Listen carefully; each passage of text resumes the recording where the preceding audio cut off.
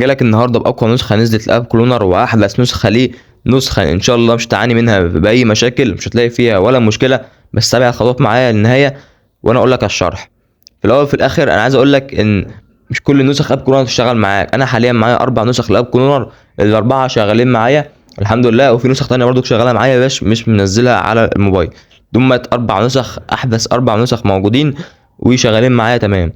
وانا شارح عن النسخ دي كلها، رابط الفيديوهات هتلاقيها تحت في الوصف، او خش على القناه هتلاقي فيديوهات نسخ اب كلونر كلها موجوده على القناه. فالنهارده انا جايب لك احدث نسخه واقوى نسخه شغاله، وان شاء الله مش هتلاقي فيها مشاكل. ما انت شايف انا عندي اب كلونر بلس بلس، وعندي اب كلونر بريميوم، واب كلونر الاصلي، واب كلونر بريميوم بلس بلس.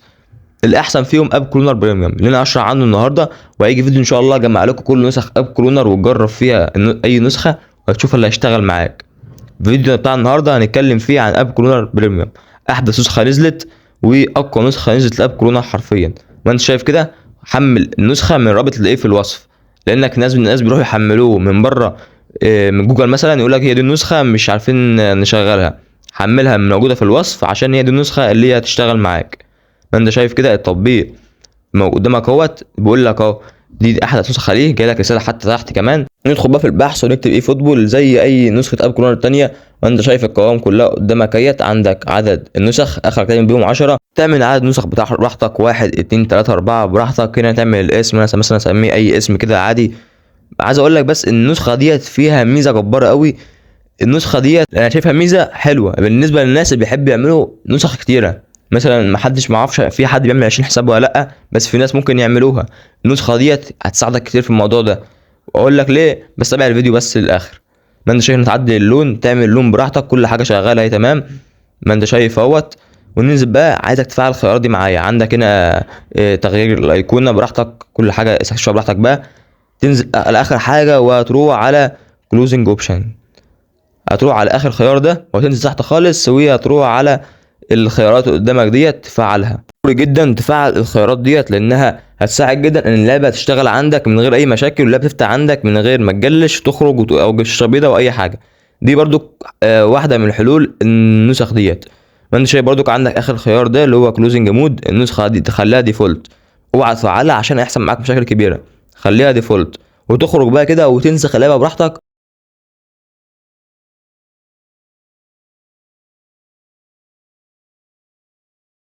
الحاجه بقى اللي تنفعك جايه في الطريق اهي. ما انت شايف كده، اول ما تعمل خلاص تحميل، تعمل انستول اب، بتخش على الاعدادات وهتفعل التطبيق. قدامك هو الطبيعي نفعله. ما انت شايف بيقول لي اعمل تثبيت. هتقول لي طبيعي المفروض يقول لك تثبيت، اقول لك لا. في كل نسخ اب كلونر طول ما انت ناسخ عندك مثلا نسخه تانية، لو انت عندك نسخه تانية من اب كلونر وناسخ منها نسخه لبيس، هتيجي تعمل نسخه تانية من نسخه تانية لاب كلونر، يقول لك اعمل تحديث. وانت عملت تحديث هيحصل مشاكل في اللعبه ولا مش هتفتح معاك. النسخه دي بيقول لك اعمل تثبيت، يعني ينفع تشتغل ببرنامجين اب كلونر بالنسخه ديت. النسخه دي جباره حرفيا ما فيهاش غلطه. انا حاليا قعدت شغلت بيها ما لقيتش فيها غلطه، اللعبه شغاله تمام ومن غير اي مشاكل. ما انت شايف كده تعمل لها تثبيت عادي جدا. هو بيقول لك ايه، طب ما حصل بيك غير امن دي كله عشان انت النسخه دي لسه نازله، فانا منزلها لكم على طول. فهي حاليا غير امن، بس عادي اعمل تثبيت على اي حال ومش هيقول لك اي مشاكل ولا حاجه. دي عشان بس حمايه الموبايل، فبيقول لك بس وخلاص كده. هتعمل كده تم خلاص. ما انا شايف اللعبه قدامك اهي، اسمها سي ار 7 قدامك اهي بالظبط. ادخل بقى على اللعبه. ما انت شايف خط كده على اللعبه اهوت، هيظهر لك ان اللعبه محتاجه ملفات. اللعبه مش هتفتح معانا عشان محتاجه ملفات. وهنا هنحتاج تطبيق زد ارشيفر، هتحتاج تحمل التطبيق ده من الرابط اللي تلاقيه في الوصف.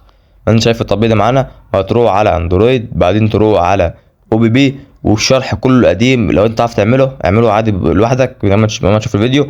ما انت شايف كده هتاخد، روح على ملف الاصلي، هتاخد الملفين دول بتاع اللعبه، تاخدهم نسخ مش قص، تاخدهم كوبي. عشان لو خدتهم قص الملفات الاصليه هتروح معاك.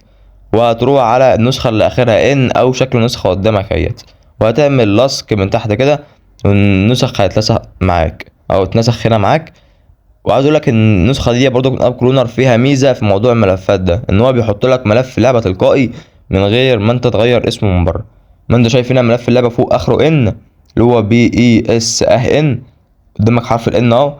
هتاخد الملفين الاتنين اللي انت لسه ناسخهم حاليا في المجلد ده، وهتغير اخر حرف من ام هتخليه ان، او حسب الاسم الملف فوق.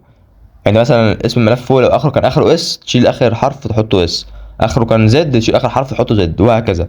انا حاليا بغير اسماء الملفين اهمت، كل حاجه قدامكم واخليهم ان. المفروض كده حاليا اعمل حسنا اللعبه تشتغل معايا. كل اللي عليك بس ترستر اللعبه وتخش على اللعبه تاني، وانت شايف اللعبه قدامك اهيت. عشان في ناس كان قبل كده كان في واحد كان بيقول لي انت بتخش على النسخه اللي انت ناسخها، والكلام ده اي كلام. قدامك اهوت النسخه اللي انا ناسخها، وكل حاجه شغاله معاك اهي. وانت شايف قدامك كل حاجه، وبخرج من النسخه عادي وبخش على النسخه هي نفسها نفس النسخه قدامك هي نفس النسخه. عشان بس متقدرش تقول لي ان انا بحور عليك وبخش على النسخه الاصليه بتاع اللعبه. قدامك اهيت اللعبه فتحت بدون اي مشاكل. وانت لو جاتك مشكله اكتب تحت في الكومنتات وانا ان شاء الله هحاول احلها. بس عايز اقول لك انك لازم تطبق كل حاجه في الفيديو. الاعدادات اللي احنا عملناها في اب كرونر لازم تعملها علشان اللعبه تمشي معاك من غير اي مشاكل وتشتغل معاك. بس دي كان فيديو النهارده، مش تعمل لايك وشيل الفيديو، اشترك في القناه وفعل زر الجرس. اشوفكم فيديو جاب ساعه وسلامه، سلام.